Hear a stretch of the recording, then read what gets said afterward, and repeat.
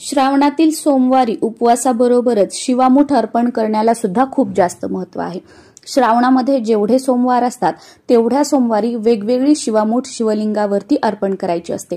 शिवामूठ तुम्ही घरच्या घरी शिवलिंगाची पूजा करून त्या शिवलिंगावर सुद्धा अर्पण करू शकता किंवा शिव मंदिरामध्ये जाऊन तिथे सुद्धा शिवामूठ अर्पण करू शकता।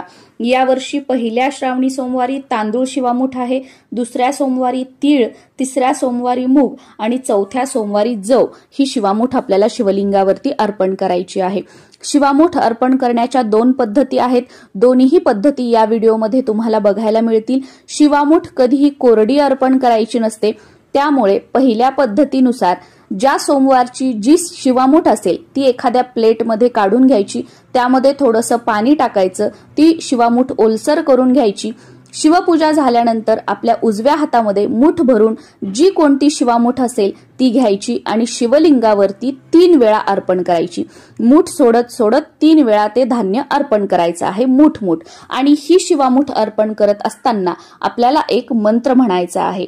2 प्रकारचे मंत्र आहेत, या दोन्हीपैकी तुम्ही कोणताही मंत्र म्हणू शकता। पहिला मंत्र अशा प्रकारे आहे, शिवा शिवा महादेवा माझी शिवामूठ ईश्वरा देवा, माझी इच्छा पूर्ण करा महादेवा। आणि दुसरा मंत्र आहे, शिवा शिवा महादेवा माझी शिवामूठ ईश्वरा देवा, सासू सासरा दिरा भावा नंदा जावा भ्रतारा, नावडतीची आवडती करा महादेवा। असा 3 वेळा मंत्र म्हणायचा आणि 3 वेळा शिवामूठ अर्पण करायची।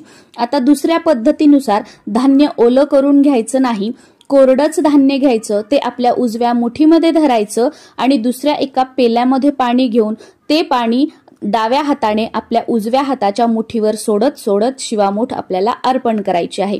सेम या पद्धतीने सुद्धा 3 वेळा शिवामूठ अर्पण करायची आणि 3 वेळा या दोन्हीपैकी कोणताही एक मंत्र म्हणायचा आहे। दुसऱ्या दिवशी उत्तर पूजा झाल्यानंतर ही शिवामूठ पक्ष्यांना तुम्ही खायला टाकू शकता किंवा तुमच्या घराच्या आजूबाजूला एखादं मोठं झाड असेल ज्यावर पक्षी येतात, मुंगळे त्या झाडाखाली आहेत, तिथे ही शिवामूठ तुम्ही ठेवू शकता, जेणेकरून प्राणी आणि मुंगळे हे खातील किंवा वाहत्या पाण्यामध्ये टाकू शकता। पाण्यातील जीव हे धान्य खाऊन घेतील आणि आपल्याला अन्नदानाचं पुण्यफळ सुद्धा मिळेल आणि हे धान्य वाया सुद्धा जाणार नाही।